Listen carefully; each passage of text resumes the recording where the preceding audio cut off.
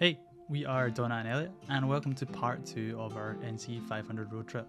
Join us as we discover some incredibly beautiful beaches, see the famous Duncansby Sea Stacks, and explore the amazing Smoo Cave as we continue our journey around the north coast of Scotland.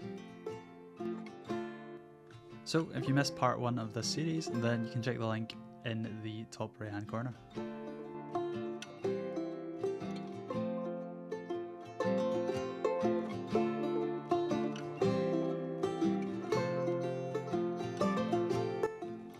We started day 3 by trying and failing to get a family photo at the John O'Groats sign, but the dogs seem to have other ideas.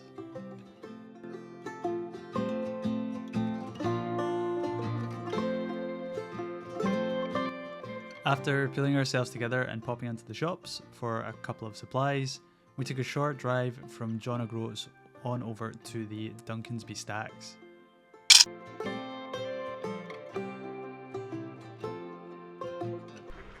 The path to the stacks is fairly straightforward, but a little bit deceptive. Now, Donna may or may not have slipped a few times in quite spectacular fashion on the wet grass, so keep in mind.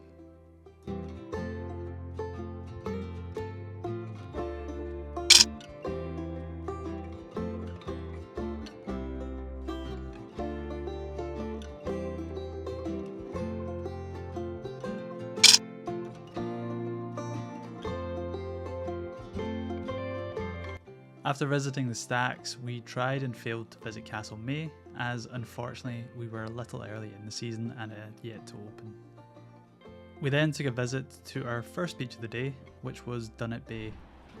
This beach stretches for over 2 miles and is a fantastic spot to do a bit of surfing if you've got a wetsuit handy.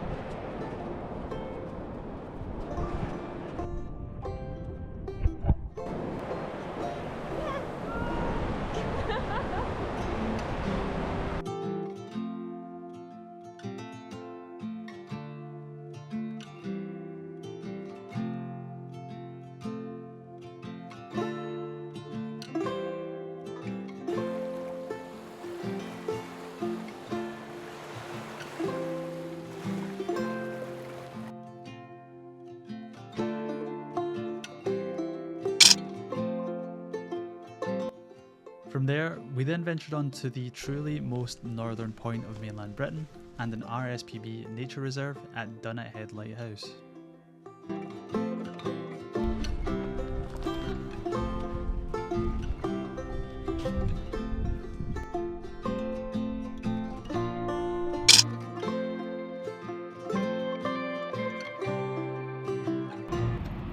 We took some time to appreciate the incredible sea cliffs and the birds that called them home before venturing on to Kyle of Tongue.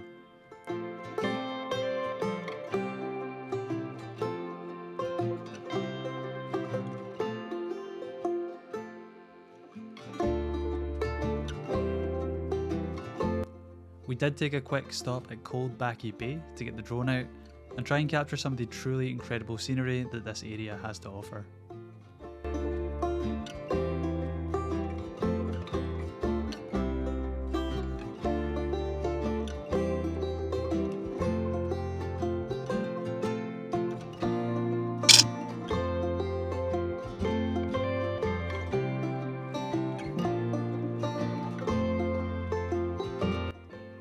We grabbed some food at a local pizzeria and made our way to the Kyle of Tongue Hostel and campsite for the night.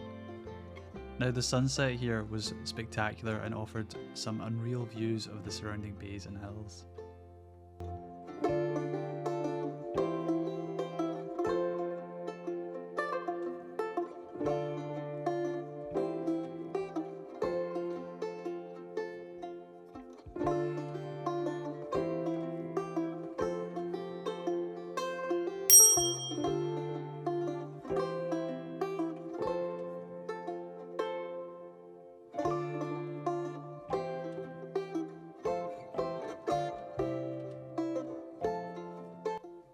Day 4 marked the end of our clear blue skies and sunny weather. We woke up to an overcast campsite, packed up the van and left to head onwards to Durness.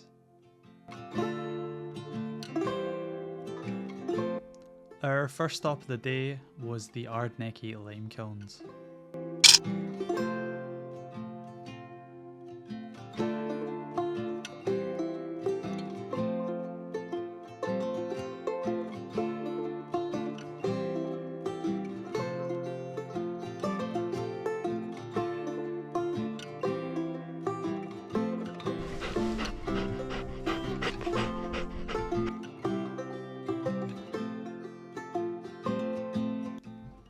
Ceannabeinne Beach was next on our list, and this fairly difficult to pronounce beach features a zipline that you can try if you time it right.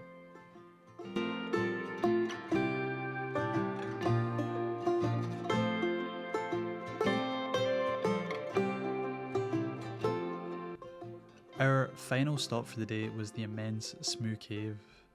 Now this is a massive natural sea cave that has an awesome internal waterfall.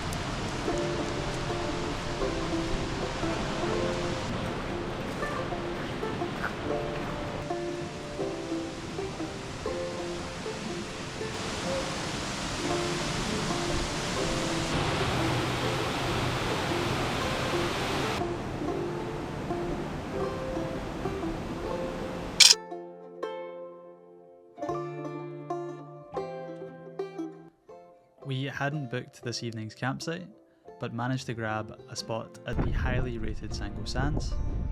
However, the strengthening winds and fairly exposed nature of this campsite meant we effectively had to take shelter for the day in the warmth of the van.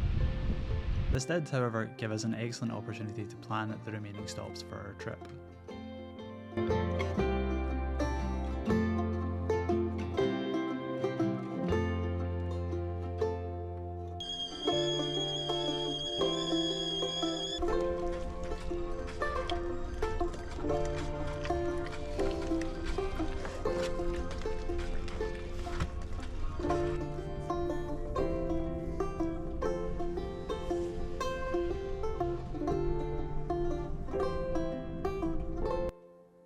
Thanks for watching.